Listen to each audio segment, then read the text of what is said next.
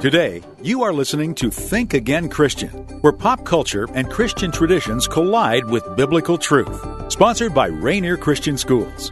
And now your host, pastor of Ravensdale Bible Church and superintendent of Rainier Christian Schools, Tony Jamie. Rethinking and re-examining concepts, ideas, traditions, and challenging your beliefs from American pop culture in your Christian denominational circles. How? By the renewing of your mind through God's Word and open conversation here on the radio. Forgiveness. What a powerful word, and an even more, just an amazing concept when you really stop and think about it.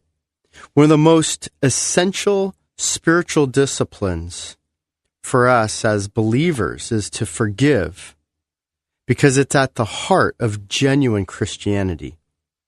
After all, Christianity isn't really about law and judgment. I mean, law and judgment it's there, it's a critical component, but Christianity really, it's about God's plan to redeem or to forgive people from their sin, from the breaking of the law, from avoiding judgment because of the breaking of the law, to free them from the pit of hell. How? By the sacrificial death that Jesus did on the cross. It has been said that we are most like God when we forgive others. Of course, only God can truly pardon sin. Let's make that distinction. But we can forgive people for the wrongs we suffer.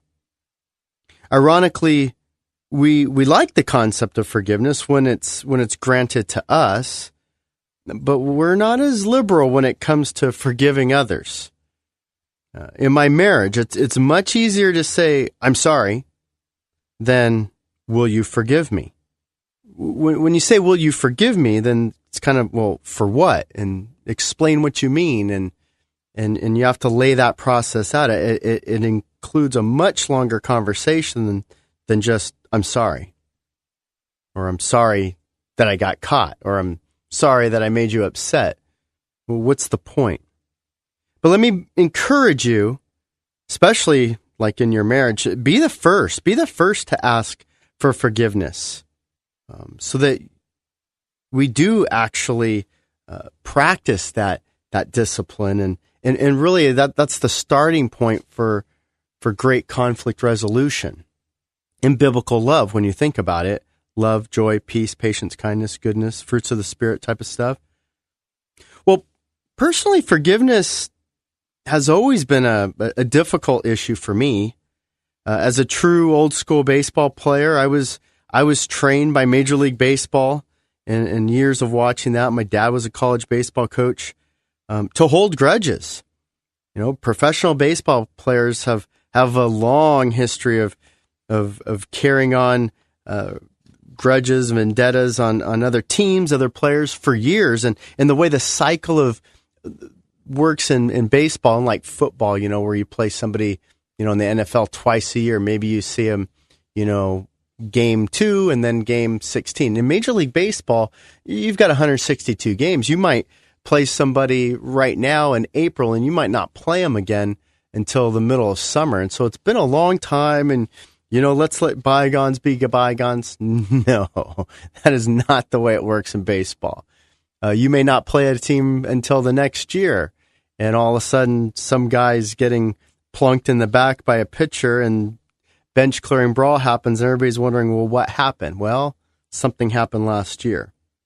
I love the idea of being angry and paying back another team for their dirty plays or something that they said. That appealed to my sin nature, my pride, my arrogance. Well, as a child, it takes on a different form, and you know, it's difficult when you're a young child not to hold, let's say, bitterness towards, you know, people that are continuously rude to you. You know, maybe there's neighborhood kids or even brothers or sisters, or, you know, maybe you've got family, you know, adults, aunts, uncles, cousins, maybe even your parents that maybe are dismissive. And so I figured, well, why should I love, even if it were a family member, why should I love them if they have such little or no regard for me? And as I grew up and became a believer, a Christian, well, then that was when my heart finally started to soften towards people who had offended me or did me great harm. Well, some of the most difficult situations occurred in business. Once I had a business partner and a couple partners, and one of them embezzled money from our company, and me personally, my share was over $100,000, and so just imagine somebody taking $100,000 from you.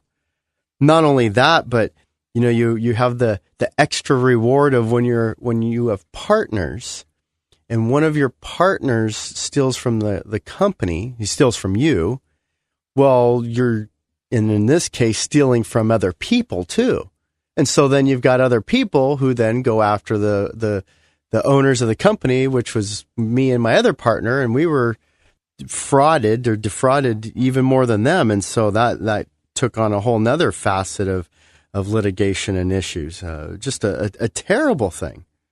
And that was hard. That affected my family, not just me, but my wife, my kids. In some senses, it still affects me, even 15 years later.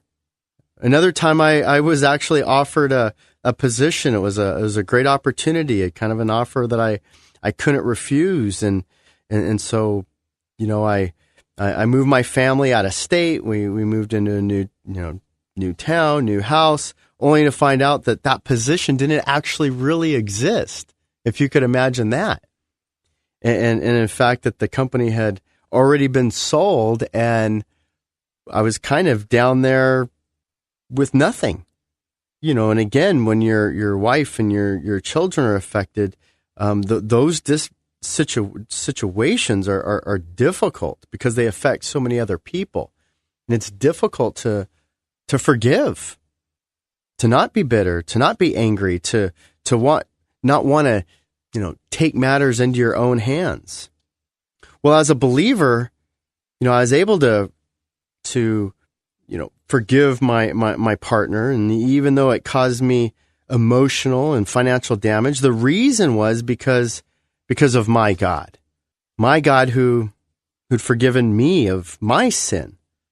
And if God could have mercy on me, then I could extend grace and mercy to others as well. Ironically, one of my favorite movies growing up was a movie called Unforgiven. It was a Clint Eastwood, a good old Clint Eastwood Western where he's actually hired to kill men who had done harm. And so, it was a vengeance, a vendetta movie, where at the end, Clint Eastwood gets his man kind of thing. Who can forget, growing up with all those Charles Bronson vigilante movies, the Death Wishes, where, again, maybe this just appeals to my sin nature, but the idea of, who needs the police? Who needs the law? We'll just go do some street justice. And so, someone not forgiving, and the process of not forgiving and just paying him back, well, that's a lot easier than actually resolving conflicts. Resolving conflicts is actually pretty messy. And it's hard. It's messy and it's hard. That's why people avoid it. That's why people don't do it. But it's actually what God calls us to. Did you know that forgiving others is commanded in the Bible? It's not an option. This is not an option for Christians to have an unforgiving heart. The Lord's Prayer includes, a great example of how we pray that the Lord, forgives us of our own debts as we forgive others.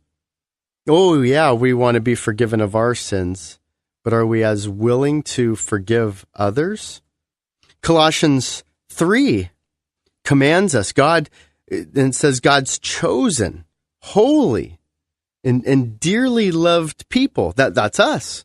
That's us as believers. God picked us, and we're supposed to be perfect and holy like He is. That's our goal. Our goal is to honor and obey the Scriptures. And we have been dearly loved people. God does love us. God loved us and sent us His Son. Jesus Christ laid down His life for us. It's a deep, intimate love that God has shown for His people. And so we too are to show that kind of love. And we're done. I like the way that Colossians 3 says we're to clothe ourselves. It's like a jacket. I wear a sport coat, almost every day, all days except Saturday, unless like last Saturday I had a memorial and an auction event, and then I wore 2 coats that day.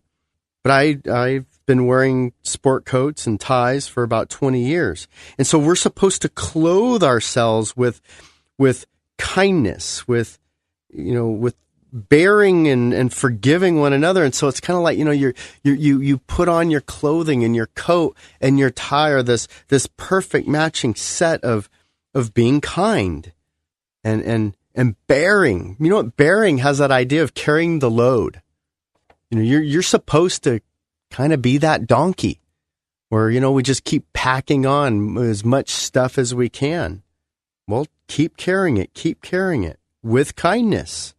And then Colossians 3 ends with forgive, which the first question is why? Well, forgive as the Lord forgave you. And that's the constant reminder. You can look at any situation, your marriage, a business partner, your neighbor, any kind of relationship, and say, you know what, they did this to me. This one thing hurt me so bad. These 10 things hurt me so bad. And at that same time, the Lord God Almighty is looking down on you and saying, 1,000? 2,000? We forgive as the Lord forgave us. Matthew 18 talks about this concept of forgiving. Well, how many times? 7 times 70. And again, the theological debate, well, is that a literal 490 times? At 491, I don't have to forgive you anymore. Or does it have that idea of you just keep forgiving? I mean, it's like 70 times 7. I mean, who can even multiply that high, right? So, God is our example. He throws the record of sin away and pardons us from death. How do we use forgiveness? Since their small beginnings in 1963, the ministry of Rainier Christian Schools has been dedicated to educating and developing each of their students for the glory of God. And it's more than just a school. Rainier Christian Schools is actually an entire school district, with 3 schools serving the areas of Kent, Auburn, Covington, Renton, and Maple Valley. The Christ-centered environment weaves God's truth through everything they do, from top-notch academics all the way through their competitive sports programs. Learn more at rainiercsd.org or call 425-255-7273. That's 425-255-7273. Contact Rainier Christian Schools today. Welcome back. You're listening to Think Again Christian, sponsored by Rainier Christian Schools. And now your host, Tony Jamie. Today we're talking about forgiveness. Yes, we're all familiar with it. Yes, we all absolutely love the concept, especially when we think about our own sin. We think about Jesus forgiving us of all our sin and wiping the slate clean so that we can spend eternity in heaven. Yes, we love when our husband or our wife, when they forgive us and or put up with all our little piccadillies and our sinful ways and our attitude. But do we really practice the art of forgiving others? Do we really have an attitude of, I'm willing to forgive 70 times 7? Now, again, remember, we've all been guilty of this where somebody does that thing that just so annoying, and they did it again and again. It just, you know what, they leave the milk out. It's whatever. It's a silly little stuff. Isn't it the silly little stuff that really kind of gets your goat? And then there's big stuff. There's, you know what? You deeply hurt my feelings. You've gossiped, you've lied, you've teased and mocked me and told others and at my expense. And I'm hurt by that. You violated trust. Maybe you've hurt me at work, which then affects me financially. And so there's many different ways that we hurt one another. Well, what do the scriptures say about this idea of forgiveness? Well, the scriptures are definitely not silent on this issue.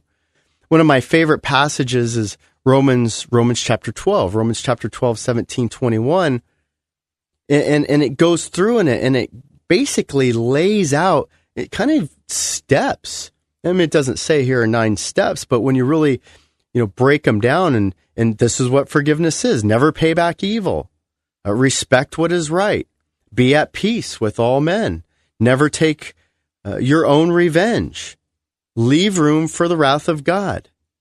Vengeance is God's. Bless your enemy. Do not be overcome by evil, but overcome evil with good. And so when we look at forgiveness isn't just this idea of, well, you know what, I'm just going to not worry about it. I'm just going to kind of accept them for who they are. That's just sweeping the problem, under the bed or under the rug, so to speak. That will resurface. It will come back if you don't identify it, if you don't address it, if the sin goes unconfessed, if it goes, to the point where we really haven't gained closure. There still is that emotional feeling of hurt, pain, or anger. There still is the idea of there hasn't been restitution. There hasn't been any kind of payback. And so all of a sudden, all these things, start colliding at once. One of the issues that happens when you really think about hard-heartedness and forgiveness is, somebody does you wrong, right? And this odd thing happens. You get mad, you get hurt, you don't want to forgive them. Maybe you don't do anything, but now you're in sin. You're actually in sin because you haven't forgiven them. And part of the reason why you haven't forgiven them is because they haven't asked for forgiveness. There's been no apology. There's been no recompense. And what a crazy cycle that is. Not only has this person hurt you, they stole your bike, but you're still bitter at them because they stole your bike, and now you're in sin too. And you're sitting there getting ready to take communion. You're examining your heart, and you're looking at your neighbor, and you're thinking, oh, that guy. Well, God doesn't want us to be like that. And so we look at Romans 12, and again, it begins with this idea of never pay back evil. But I want to pay back evil. I'm a baseball player. You know what? You do something to me, no problem. I'm going to slide into second and take out your kneecap.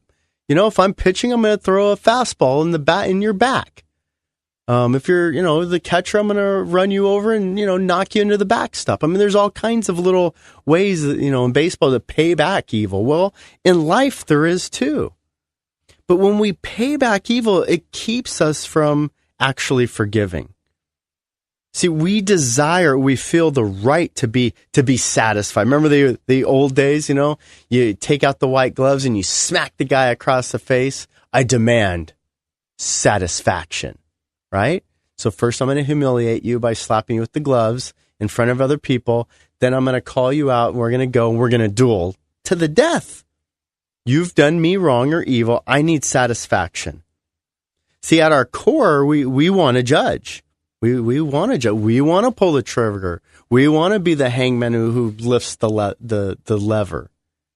But the Bible says never pay back evil. Don't pay it back.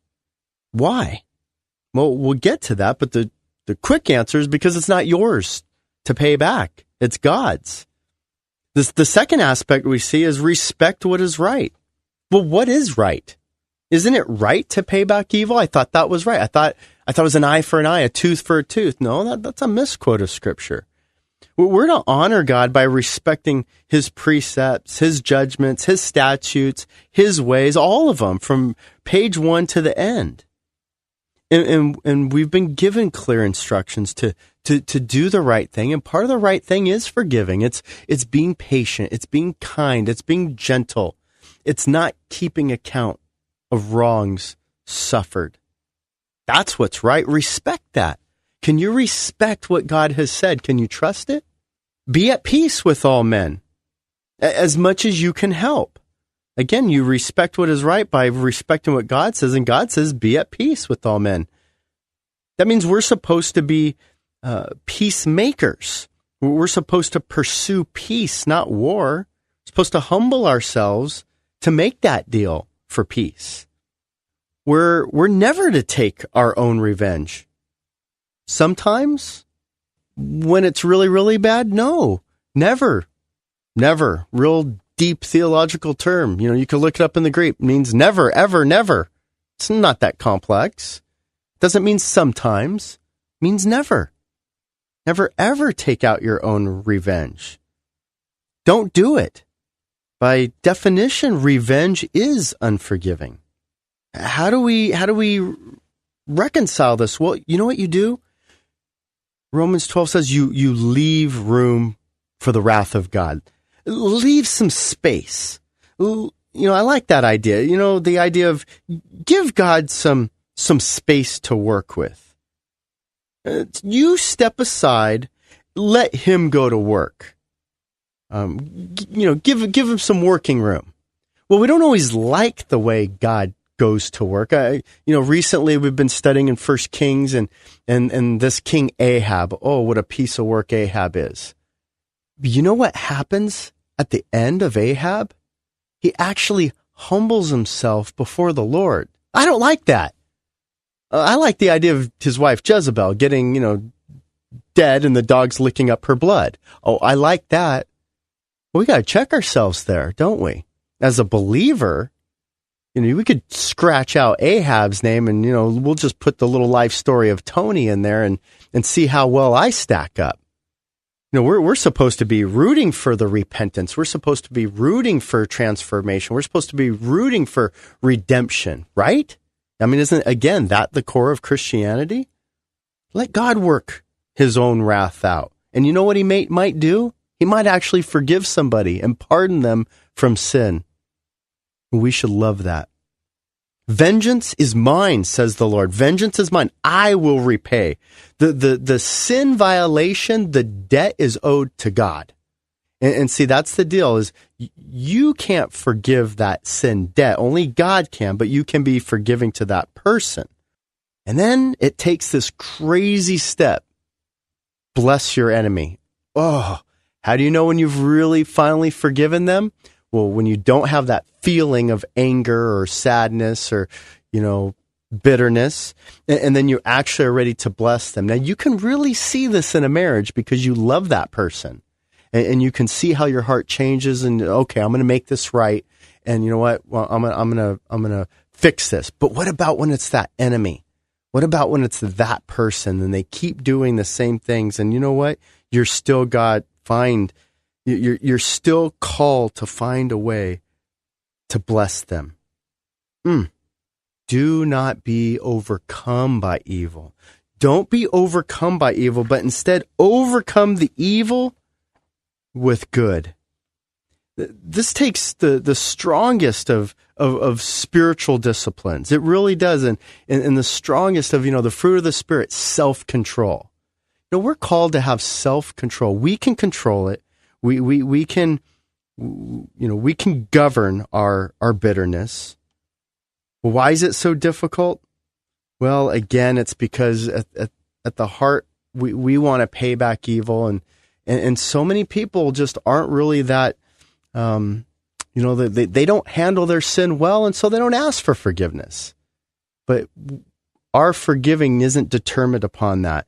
And the problem ultimately with forgiving is trust. We don't trust that God has it under control. Will God pay back? Will God forgive? Will he restore? Will they abuse my grace, my mercy? Well, that's not really yours to judge.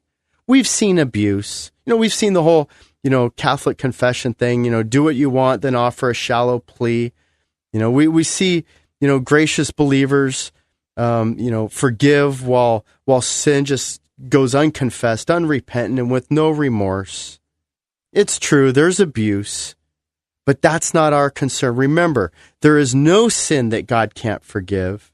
Forgiveness provided by God is complete, and asking God for forgiveness is absolutely required, and God